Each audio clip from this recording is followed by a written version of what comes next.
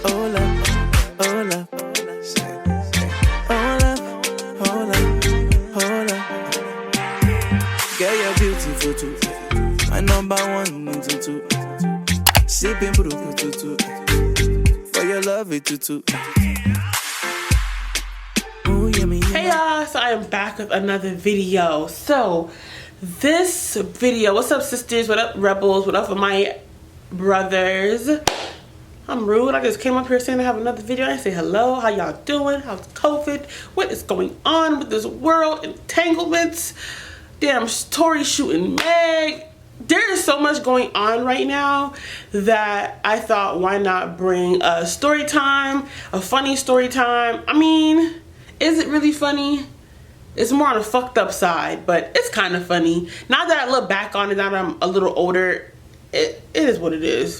So this story time is another fuckboy story time brought to you by Narita the Rebel. Let's just jump right into it. I don't even need to explain. Let's just jump right into it. So I think I was like 21 at the time, but I was dating this guy, maybe 21 or 22. I was dating, no, I had to have been, my age doesn't matter, but I was dating this guy, right? And I found out that he cheated on me with one of my closest friends. Very upset about it. Tragedy.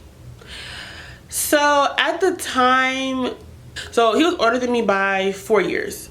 And we had only dated, I think, for about 3 months or so. So it wasn't really that long. During the time of us dating,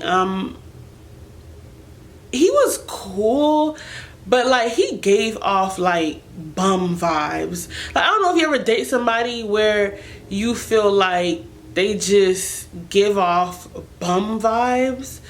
When I say bum vibes, I mean like he didn't work, he didn't go to school, he was just always readily available.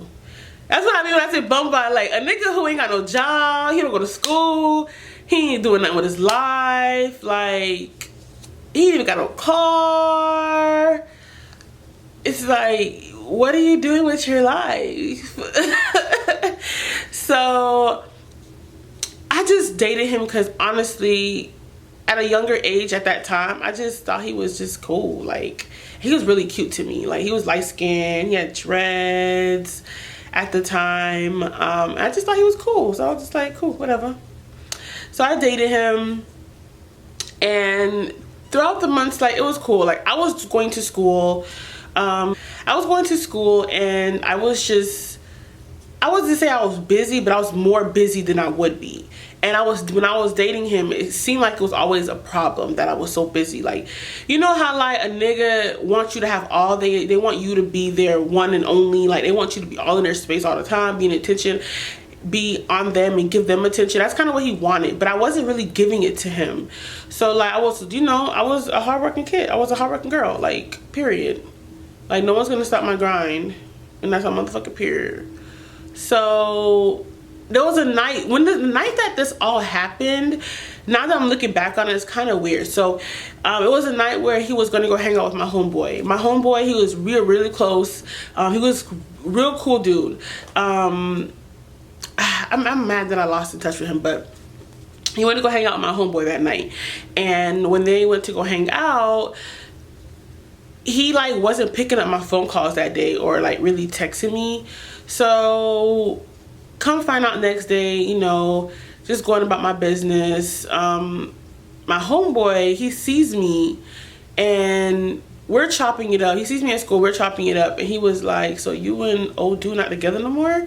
And I'm just like, what do you mean? We're still together. Like, that's my nigga, period. Like, I'm claiming him like in my chest. Like, I'm like, yeah, that's mine. Like, what do you mean? And he was just like, oh, word? He was like, well, I ain't trying to be mean to you, but something went down. I gotta let you know. And I'm just like, what happened? And he was just like, well, he had came over my house you know, he was hanging out with me last night. Or did he say a few nights ago? I think it was a few nights ago when I ran into him, a few days.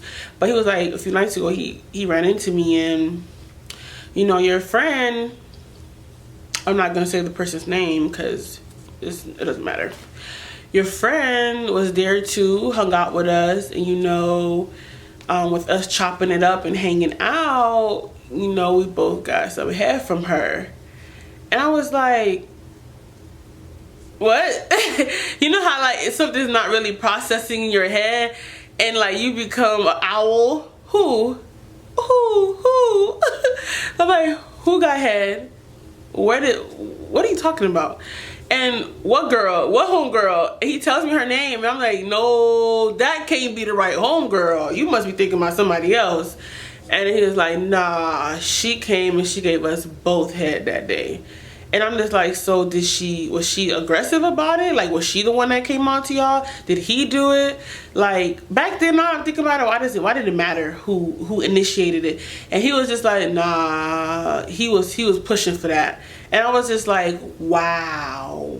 Like, I wanted to cry, like, right then and there. I wanted to cry, but being the G that I am, I just bossed up with it. I was just like, okay, cool. I mean, I'm not mad about it. If he want to do his own thing, that is what it is. So at that point, I was just like, here's what it is. I'm not tripping over this dude. So, but deep down inside, I wasn't going to show my homeboy my reaction. Everybody knows me to be kind of a stone-faced person that doesn't like take things, you know. So he's just like, that's it. I was like, bro, we done. Like, there's nothing to talk about. And then like I was more mad at my friend than the guy, because at the end of the day I was only dating him for 3 months. But for my friend to meet up with my boyfriend and our homeboy, and you give, I don't give a fuck if you give my homeboy head, but for you to give my boyfriend at the time head, it's like, yo, what type of woman are you? Do you not have no respect for me? We were friends all through high school, so it's like, this is our friendship. So at that point it was just like, I want to put hands on her, and I'm going to find her and put hands on her. And I told my best friend what happened. She was real mad. Like, everybody was pissed. Like, really? What the fuck? Fuck that bitch. So at that point, we're looking for her and we want to fade. We want to fight her. But my friend,